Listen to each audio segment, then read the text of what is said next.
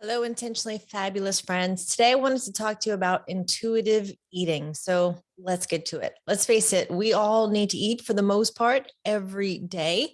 And so you're probably listening because you want betterment in some area of your health, your fitness, your physique, your sexiness, your energy, your strength, how you're aging. So that's probably what caused you to tune in. So, what is intuitive eating? Well, let me tell you what it isn't. It is not a diet. In fact, I want you to think about the traditional diets that you may have been on and just throw that away. Intuitive eating does not impose any specific guidelines on what to eat or what to avoid. And it's really about tuning into your body and what fuels you and what makes you feel really good. It's about having a healthy relationship with food and your own body image. So it's about your physical and your emotional hunger and meeting your needs so that you do age well and look great and feel great all the time. Now, I want to say there's probably some kindergarten nutrition rules that everyone knows that obviously we need to exercise common sense about.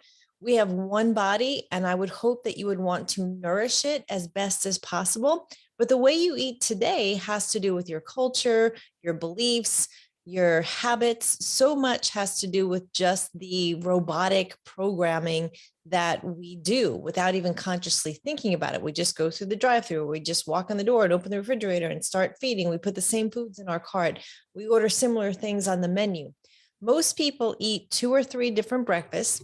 They have 3 or 4 different lunches and then 4 or 5 different dinners. So we're talking about potentially 13 different things that you might want to make over in a way that makes you feel more amazing. Because when you intuitively eat and you get back to the enjoyment and the pleasure of food without all these rules and necessarily the food police, that's going to carry over into other areas of your life. And that just tuning in to what makes you feel alive and well will carry out into relationships and professionally and financially and in community and so on. So I'm giving you a framework really to break the cycles in the areas where you might need to. For example, if you have been a serial dieter or you have this sort of on off good bad relationship with food where it's all or nothing kind of thing. So in rejecting the dieting mentality, I want you to start to honor your hunger. Now, you might even not remember the last time you felt hungry because you maybe are someone who picks throughout the day, or you don't even allow yourself to get hungry. You just have access to food all the time. But notice when you start to get not emotionally hungry, not habitually hungry, but physiologically hungry. And when you do, ask yourself, what would nourish my body? Because if I choose things that are, let's say, processed and have steroids, hormones, antibiotics, trans fats, and so on, it's taking good things from my body. My body's not going to feel good when I eat them. Now, for a moment, you might get a high and a comfort from it, but you're taking good enzymes. You need to digest that. Your body's got to process it. So it's taking things from your body.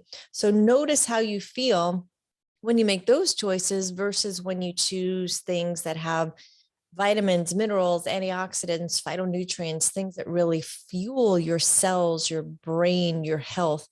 And so it can often lead to getting in touch with how you're feeling.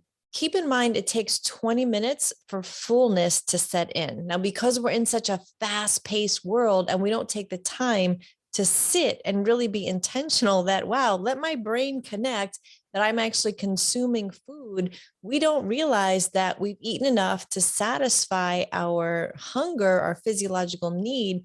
So we go back in and we do a second plate and we supersize things. And then 20 minutes later, the fullness really sets in. But by that point, we may have totally overfed, put our bodies into an inflammatory state.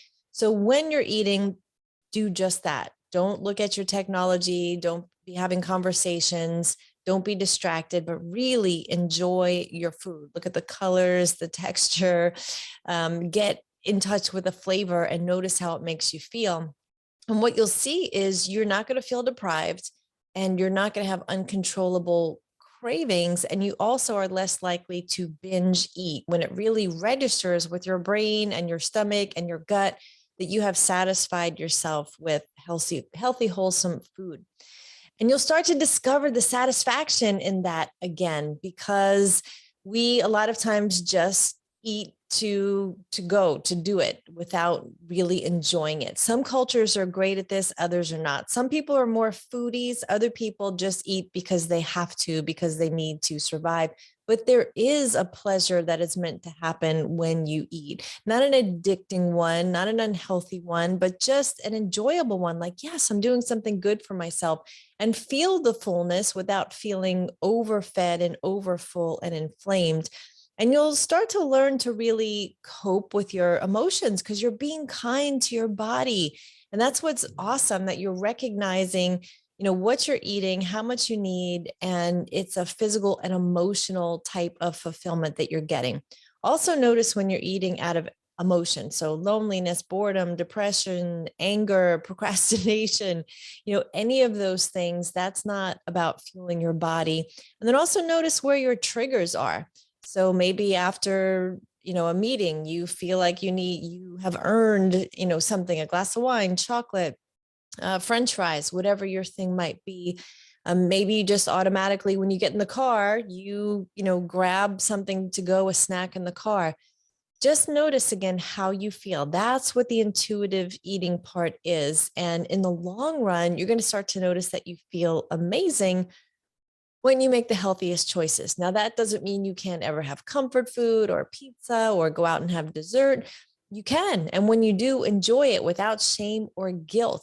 Also, keep in mind that you might need to make adjustments. For example, I do intermittent fasting. That's what feels awesome for my body. I had a breakfast last week with a friend who is a foodie and she loves a big breakfast. So I wasn't going to sit there and say, I don't eat breakfast, I intermittent fast. I wanted to enjoy my time with her and breakfast with her. So I adjusted by eating less the night before. And then I went on a bike right after. And that's how it made my body and my brain feel good. So if your goals are to be healthy and possibly leaner and stronger and fitter and sexier, make sure that you are choosing the healthiest things that you can choose and also in the right quantities. And your body is amazing. It is going to adjust. And what research shows is that we don't need as much food as we think we do. The people who live the longest and the healthiest actually eat less. And what you'll find is as you start making healthier choices, that will be what you crave.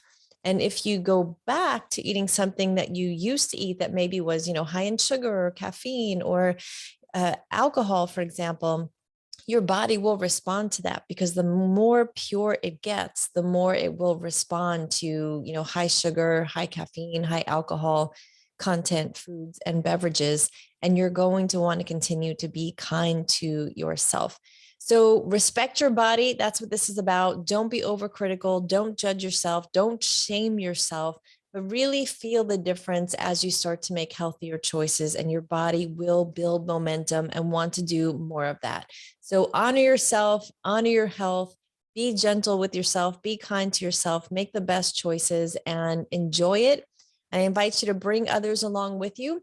If you're a woman going through any stages of separation, divorce, and post-divorce, I also invite you to join our private Facebook group called Intentionally Fabulous. And you can go there and learn not only nutrition tips, but tips on how to overcome the grief and get to great and ultimately intentionally fabulous. Thanks, ladies.